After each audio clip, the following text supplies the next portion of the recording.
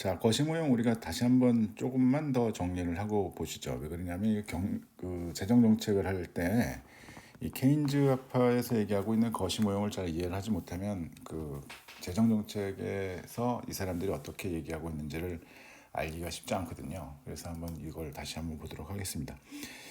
자, 총 지출을 우리가 얘기를 하고 있고, 총 지출, 그리고 손 소비, 투자, 정부 지출, 순수출 이렇게 얘기를 하고 있어요. 여기에서 이 소비는 절대소득가설을 얘기하고 있다. 그래서 우리가 케인즈가 얘기하고 있는 현재 자신이 갖고 있는 소득을 가지고 소비를 하는 것으로 결정이 된다. 이렇게 얘기를 하고 있는 거죠. 자, 그래서 우리가 균형점이라는 것을 찾으면 이 공급과 지출 이것이 일치가 되는 그러한 점이다 이렇게 얘기를 했습니다. 그래서 우리가 이것을 지금 뭐 수식으로만 푼다고 한다면 지금 공급이 결정이 되는 이것은 이 총 지출을 얘기하고 있는 그죠? 총 지출을 얘기하고 있는 이것과 일치가 되는 그러한 상태로 얘기를 해야지 되는 것이고 여기에서 이 가처분 소득이라는 것을 얘기를 하면서 여기에 지금 국민소득이 있는 거죠. 이 소득 국민소득으로 생각하시면 됩니다. 그래서 이 BY가 풀어지고 이것이 이쪽으로 넘어와서 Y로 정리를 하게 되면 1-B분의 1 이러한 이거 뭐 나중에는 승수가 되는데요. 이러한 계수값이 만들어지는 거죠. 그죠? 그러니까 만약에 정부 지출이 100만큼 증가하게 되면 이것 배만큼 올라간다 이런 얘기죠. 여기서 B라는 것이 한계 소비 성향이라고 얘기를 했으니까 이것이 만약에 예를 들어서 0.8 이렇게 굉장히 높은 수준이다. 그러니까 소득의 증가분의 소비의 증가가 0.8이다. 100만큼 소득이 증가하게 되면 80만큼의 소비가 나타난다라고 얘기하는 이 0.8이라고 한다면 지금 1-B분의 1은 5가 되겠죠. 그죠? 0.2분의 1 그래서 5가 된다 이런 얘기입니다. 이게 굉장히 중요한 그러한 부분이거든요. 그래서 이 뒤에서 우리가 재정 정책을 공부하면서 또 보게 됩니다. 이거는요. 계속 보게 됩니다. 승수 효과 뭐 얘기하고 하면서요. 자, 근데 우리가 여러분들이 이 케인즈 학파의 거시 모형의 이 그림을 바로 이해를 하기가 그리 쉽지는 않다. 이렇게 말씀을 드렸죠. 한 번 더 보도록 하죠. 자, 이 사람은 이 소득, GDP 이것을 우리가 지금 생산 측면으로 생각을 합니다. 공급 측면으로, 그죠? 이 공급과 이것이 수요가 되는 거죠. 수요와 공급이 일치하는 이러한 점에서, 그죠? 공급이 일치하는 그러한 점에서 우리는 균형이 나타난다라고 얘기를 하는데 지금 만약에 공급이 1일 때 수요도 1이다라고 하게 되면 이러한 점이 지금 수요와 공급이 일치하는 그러한 점이죠. 이러한 점들을 이 평면에서 이러한 평면 안에서 우리가 모든 그러한 점들을 다 모아서 놓으면 이러한 45도 선이 생길 것이다라고 생각을 하고 있는 거죠. 그러니까 이 45도 어디건 간에 만약에 지금 이러한 점은 수요와 공급이 일치하는 점입니다. 공급이 일치하는 점. 근데 이 사람이 얘기하고 있는 수요는 총 지출이죠. 그리고 이것은 GDP가 될 것이다. 공급이다. 이런 얘기를 하고 있는 겁니다. 그죠?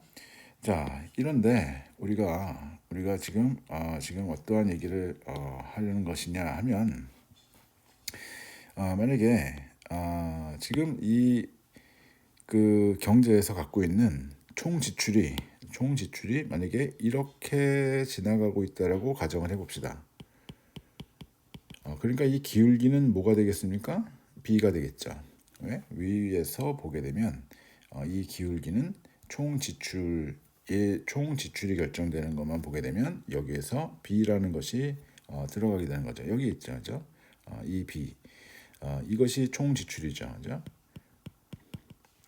그래서 Y가 증가할 때 총 지출의 증가는 뭐 이렇게 보게 되면 지금 Y가 증가할 때 총 지출의 증가는 이렇게 되는 거죠. 그래서 우리가 이러한 기울기를 갖고 보게 될 수 기울기를 볼 수 있다. 이렇게 얘기를 하게 될 것이고, 자, 그럼 이러한 점에서 우리는 균형점이라는 것을 어디로 찾을 수가 있느냐라고 하게 되면 지금 이것이 45도선을 이것이 45도선을 닿는 바로 이 점이 되는 거죠. 그러니까 여기에서 지출과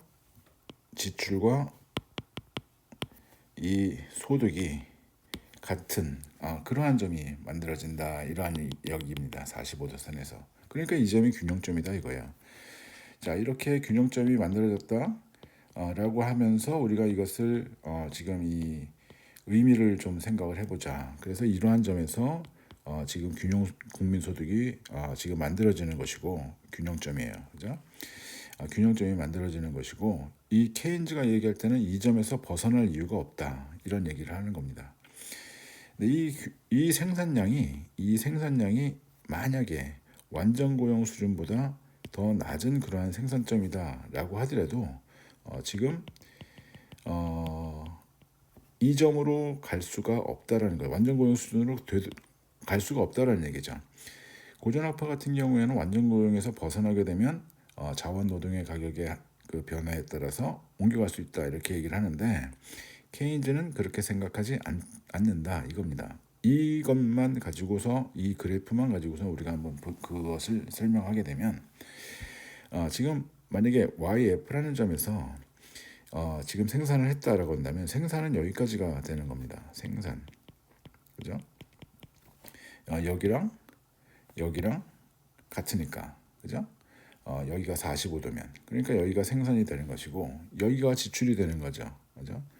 여기가 지출. 그렇게 되면 생산이 지출보다 더 많아요. 그럼 재고가 쌓이죠. 재고 투자가 늘어납니다. 재고 투자가 늘어나게 되면 이 사람들은 생산을 줄일 수밖에 없습니다. 그러니까 케인즈는 이 지출이 있어야 생산이 이루어진다. 수요가 공급을 창출한다. 이런 얘기를 하고 있는 거였습니다. 그죠? 만약에 이러한 점이다라고 하게 되면 만약에 지금 우리가 이러한 점에서 생산을 한다라고 하게 되면 어떻게 됩니까? 생산을 여기에요. 그러면 생산이 여기고 지출이 여기입니다. 그러면 재고가 모자라지겠죠. 그러면 생산을 늘립니다. 그래서 이러한 점에 균형점에 도달하게 된다. 이런 얘기입니다.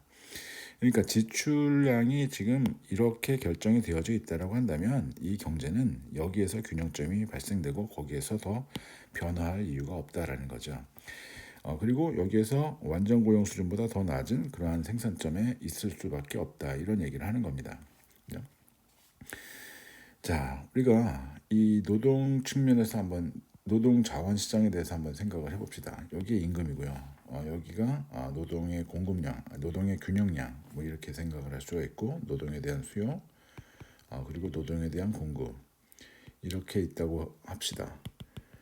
그리고 여기는 지금 임금 이렇게 얘기를 하죠. 이거 실질임금으로 그냥 생각을 하죠. 실질임금은 물가 수준으로 지금 디스카운트한 것으로 우리가 생각을 하게 되면 되고요. 그럼 균형 노동량은 이렇게 우리가 찾아지는데 만약에 경기가 이렇게 안 좋다고 한다면 노동에 대한 수요는 줄어드는 거죠. 이렇게, 그죠? 노동에 대한 수요가 줄어들었다라고 한다면 노동에 대한 수요는 여기인데 노동에 대한 공급은 여기입니다. 만약에 가격이 하락할 수 있다라고 한다면 이러한 점으로 옮겨갈 수 있겠죠. 근데 케인즈는 하방 경직적인 임금을 갖고 있다. 노동에 대한 가격이 신축적이지 않다. 굉장히 경직적이다. 특히 더 내려가는 거는 더 경직적이다. 안 내려간다. 이런 얘기입니다.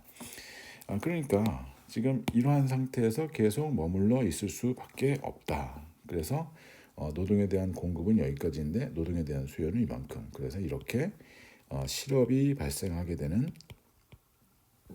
것이고 이 실업은 계속해서 유지가 되죠. 언제까지? 노동에 대한 수요가 늘어날 때까지. 노동에 대한 수요는 어떻게 늘어납니까? 총 지출이 늘어나야지.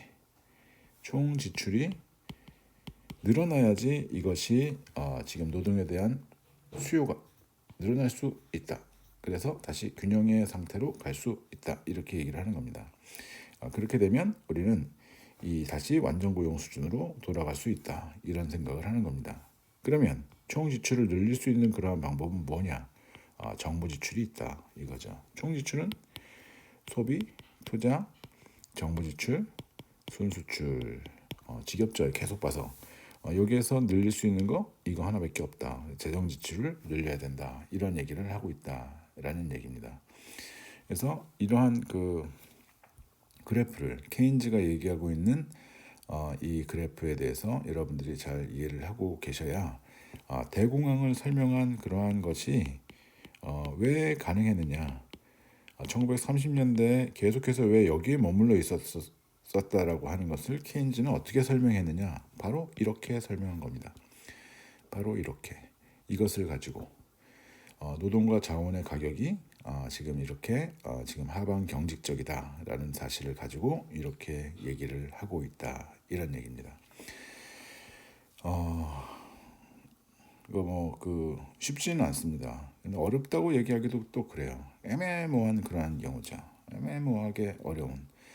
그래서 지금 이것을 잘 이해를 하고 계시면 좋겠다라는 생각입니다. 그래서 이러한 그래프가 설명이 된 거죠. 그래서 총 수요가 도출되는 과정은 뭐 지난 시간에 얘기했던 것 더 얘기할 건 없고요. 지금 뭐 우상향하는 그러한 공급 곡선을 갖고 있는 거 얘기 뭐 했었고, 케인즈가 생각할 때 극단적이라고 한다면 이 사람들한테는 가격이 상당히 경직적인 그러한 상황이기 때문에 총 수요가 증가한다고 해도 물가의 상승은 없다. 그리고 실업에서 실업자들이 많은 그러한 상황에서 지금 생산량이 늘어난다고 하더라도 지금 임금의 상승은 없을 거다, 이런 얘기를 하는 거죠. 물가의 상승도 없을 거다라고 얘기를 할 수가 있다라는 거죠. 아주 극단적으로 케인즈 학파의 가격 경직성에 대해서 지금 도입을 한다면 이러한 얘기를 할 수 있다, 이런 얘기입니다. 자, 참 멋진 사람이라고 저는 생각합니다. 물론 뭐 고전학파에 있는 분들도 멋지죠. 멋진데 이분들은 진짜로 대단한 그러한 그 사람이라고 생각하는 게, 자기가 제일 못하는 게 경제학이래요. 경제학으로 제일 유명해진 사람이 경제학을 제일 못한다고 얘기하니 다른 거는 얼마나 잘한다고 생각하겠습니까? 참 재미있는 분이죠. 자, 여기 이렇게 해서 우리가 케인즈의 거시모형에 대해서 지금 그 보충 설명을 드렸습니다. 다음에 우리가 재정 정책에 대해서 공부를 하도록 하시죠.